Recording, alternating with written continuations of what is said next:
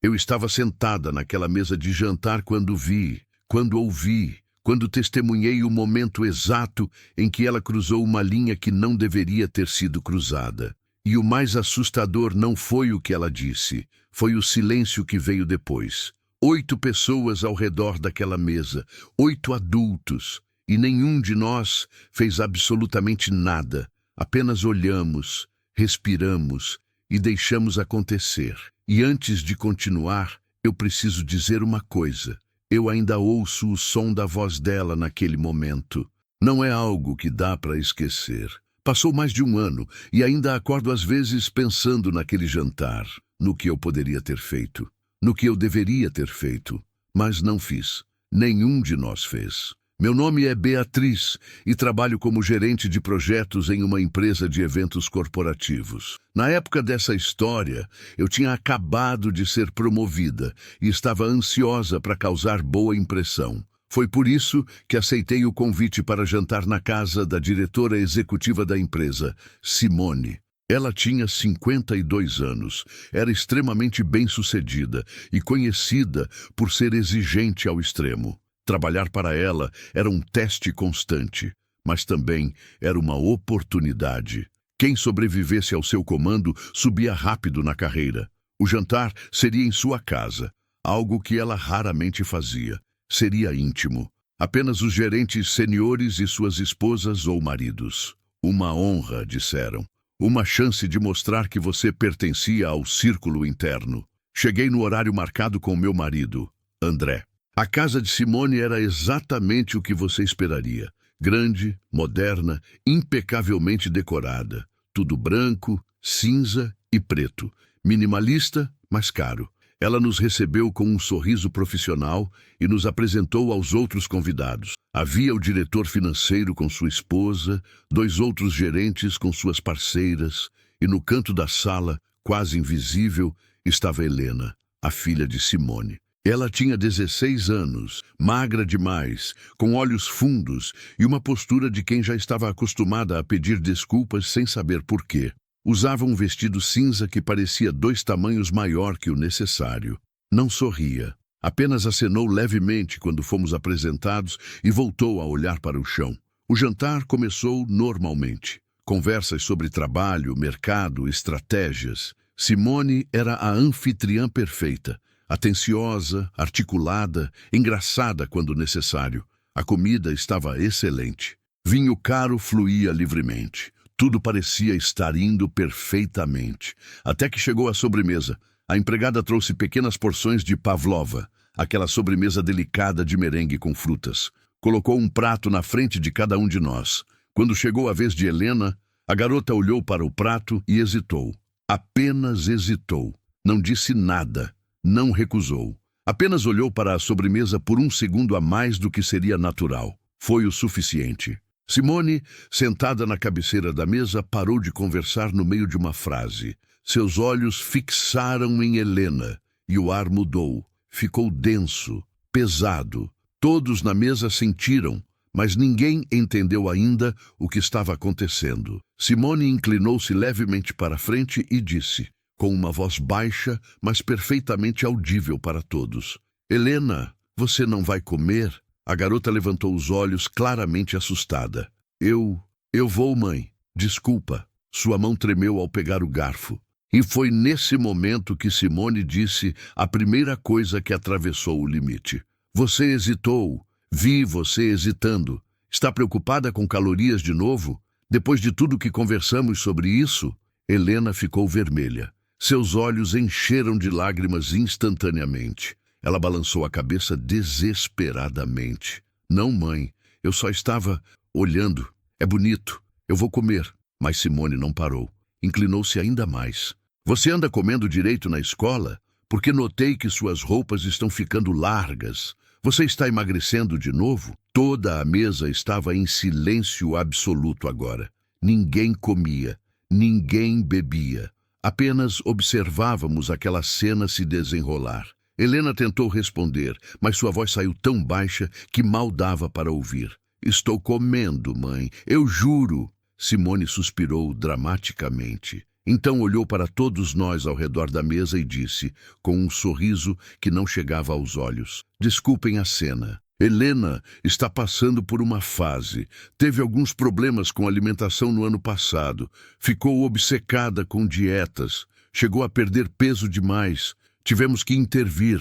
Ela falou sobre a própria filha como se estivesse relatando um problema técnico no trabalho, clínico, distante. E Helena estava ali, ouvindo cada palavra, morrendo de vergonha. Nesse ponto, eu sabia que deveria fazer alguma coisa.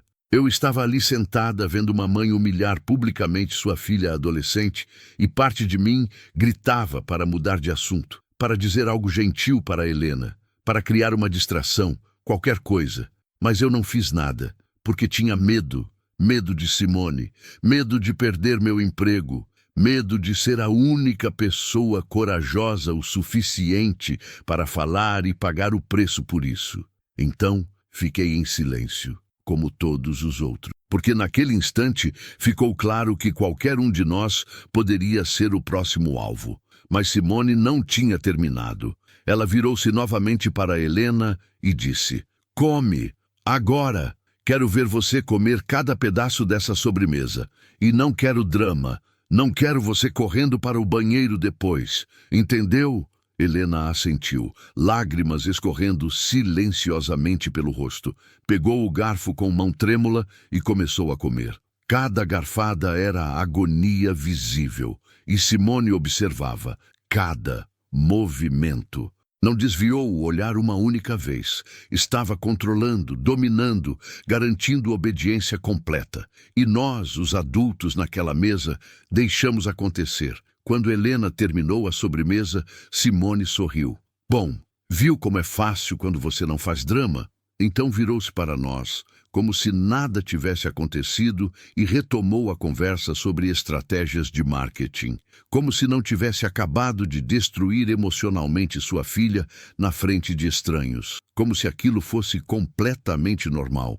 Helena permaneceu sentada, olhos vermelhos, encolhida na cadeira, invisível novamente. E o jantar continuou. Mas havia algo pior vindo. Depois da sobremesa, Simone sugeriu que nos movêssemos para a sala para café.